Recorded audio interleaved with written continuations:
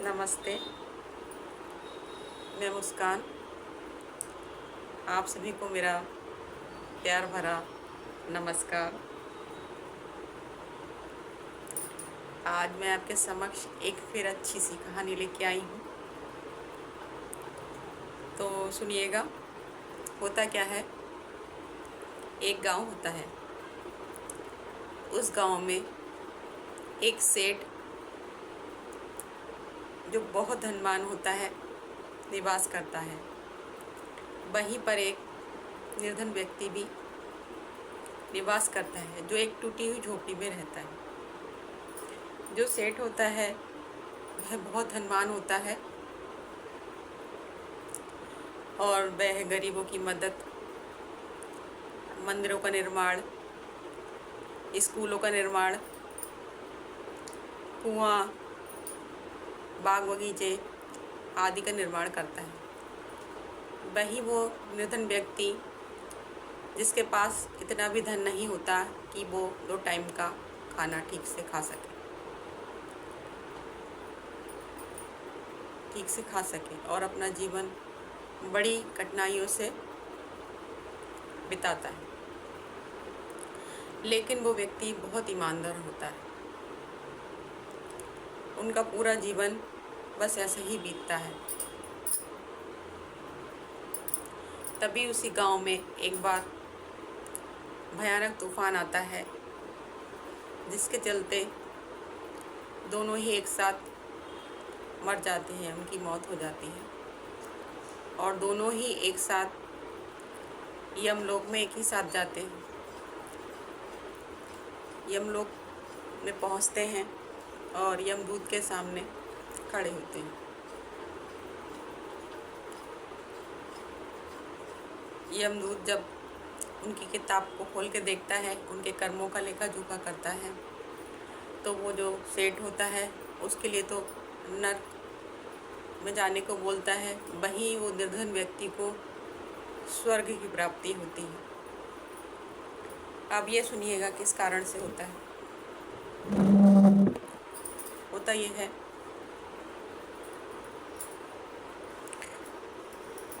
आगे ये होता है कि वो जो धनवान व्यक्ति होता है वो बोलता है यम से कि मैंने पूरे जीवन अच्छे ही कार्य किए हैं, स्कूलों का, मंदिरों का निर्माण कराया है, निर्धन व्यक्ति की सहायता की है, गरीबों को दान दिया है, बहुत सारे अच्छे कार्य किए हैं, और आप बोलते हैं कि मुझे नर्क मिला है। वही ये जो व्यक्ति है इसने तो अपने तह ज़िंदगी बहुत गरीबी से बिताई है और आप कह रहे हैं कि आपको इसे स्वर्ग मिलता है। मैं इसका कारण जानना चाहता हूँ। अब जो यमराज होते हैं वो भी बहुत कंफ्यूज हो जाते हैं और कहते हैं कि देखिए, जो इस किताब में लिखा है वही मैं आपसे बोल रहा हूँ। कोई ना कोई कारण है, और ठीक है, अगर आप जानना ही चाहते हो तो मैं बताता हूँ। वो धनवान व्यक्ति से बोलते हैं, तुमने भले ही तह ज़िंदगी गरीबों की सहायता की है, मंदिरों का निर्माण किया है, आदि बहुत से कार्य किए हैं, ये बात तो सब अच्छी है, लेकिन ये सब आपने लोगों पे रौब जताने के लिए किया है। गरीबों की सहायता भी अपने नाम को बड़ा दिखाने के लिए किया है। मंदिरों का निर्माण भी आपने अपने आप को एक अच्छा साबित करने के लिए किया है। उस धन का आपने उपयोग तो अच्छे कामों में किया है, लेकिन जो आपके मन की भावना थी वो कहीं ना कहीं गलत रही, और ये आपका एक अहम समझ लो या घमंड समझ लो, इसी कारण आपको नर्क मिला है। और कहा जाए तो आपने निछल किसी को 1 रुपये भी नहीं दिया है। शायद इसीलिए आपकी किस्मत में नर्क लिख दिया गया है। वो कहता है ठीक है, चलो मैं मानता हूँ कि मैंने ये सारे कार्य किए हैं, लेकिन ये जो व्यक्ति है इसने तो कुछ भी नहीं किया, तो आप इसके लिए स्वर्ग कैसे बोल सकते हैं। कहते हैं ठीक है, मैं आपके इस सवाल का भी उत्तर देता हूँ। यमराज अपने एक दूत को बुलाते हैं और कहते हैं देखो दूत, इसका पूरी ज़िंदगी इसने कुछ नहीं किया है, लेकिन जो लास्ट का पन्ना है वो कहीं ना कहीं इसका इतना चमक रहा है कि उसमें ऐसा लिखा है कि इस व्यक्ति को स्वर्ग की प्राप्ति हो, और मैं भी नहीं जान पा रहा हूँ कि आखिर इसे स्वर्ग क्यों मिल रहा है। तुम पृथ्वी लोक जाओ जहाँ ये रहता है और जहाँ इसकी मृत्यु हुई थी, वहाँ पर देख के आइए कि ऐसा क्या कार्य इसने किया था। लोगों से पूछताछ कीजिए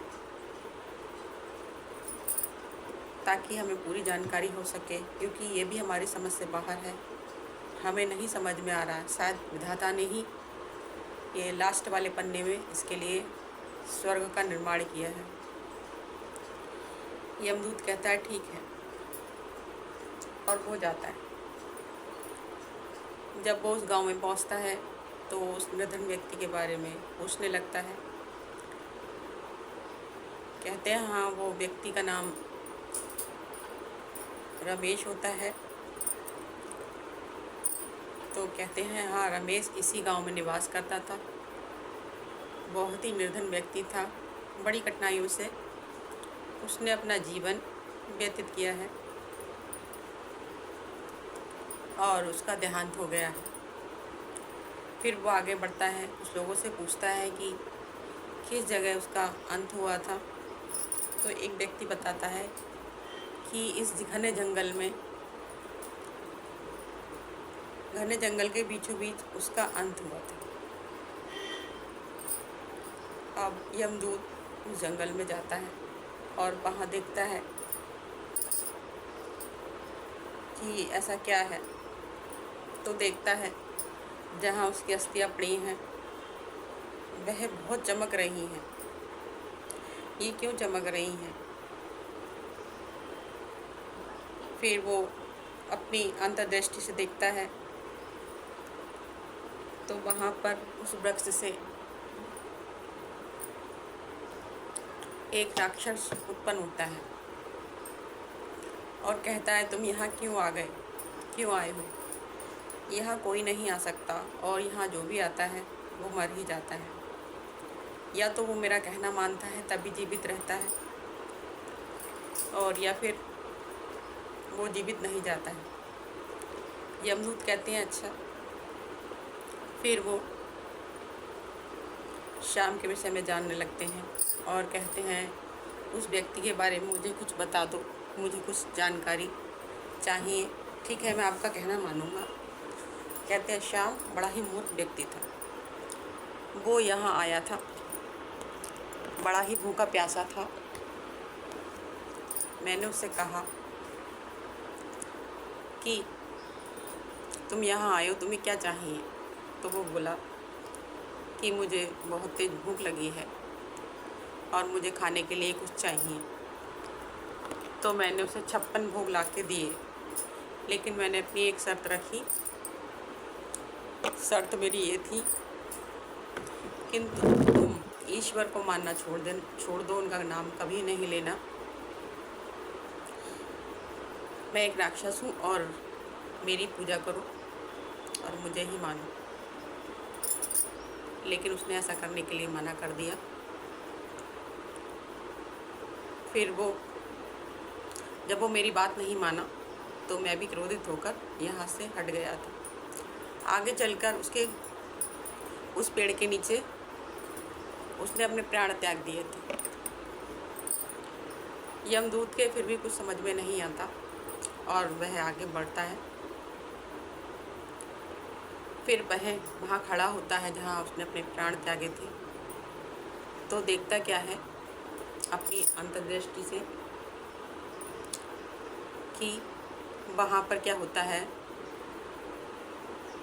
उस व्यक्ति को जो बहुत ही भूखा प्यासा होता है, उसके समक्ष एक सूखा हुआ फल उसे प्राप्त होता है। उसे अगर वो खा लेता तो वह शायद कुछ समय के लिए जीवित हो जाता या उसकी भूख मिट जाती।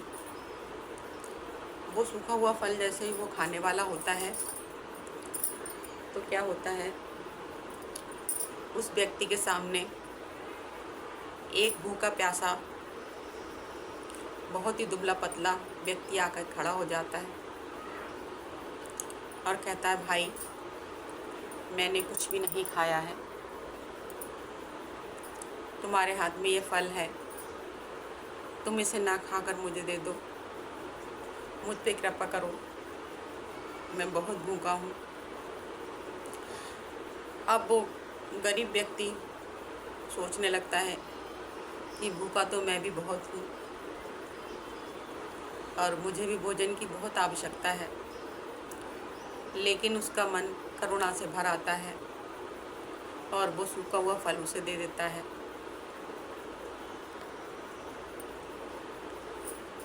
वो सूखा हुआ फल उसे दे देता है, जो दूसरा व्यक्ति होता है उसे दे देता है, और वो व्यक्ति जो है उस सूखे हुए फल को खा लेता है और खाने के बाद उसके लिए बहुत सारी दुआ देता है। वो दुआ जैसे ही देता है तो दूसरा जो गरीब व्यक्ति होता है, शाम वहीं उसकी मृत्यु हो जाती है। दूसरा व्यक्ति जो फल खाता है वो कोई और नहीं होता, साक्षात विष्णु भगवान होते हैं, जो एक गरीब व्यक्ति का रूप धारण कर आते हैं, उसकी परीक्षा लेते हैं और उसके उस कार्य को देखकर मोहित हो जाते हैं, बहुत खुश होते हैं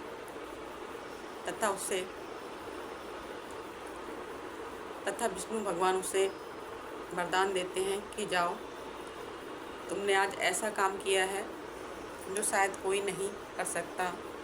जिस समय तुम्हें भोजन की बहुत आवश्यकता थी, उस समय तुमने ऐसा त्याग कर एक महान आत्मा होने का उपदेश दिया है और मैं तुम्हें वरदान देता हूँ कि तुम्हें स्वर्ग की प्राप्ति होगी। अब ये घटना को जब यमदूत देखता है तो उसके सारी समझ में आ जाती है और वह फिर यमलोक पहुँचता है और यमराज को सारी घटना का बताता है। यमराज बोलते हैं और वह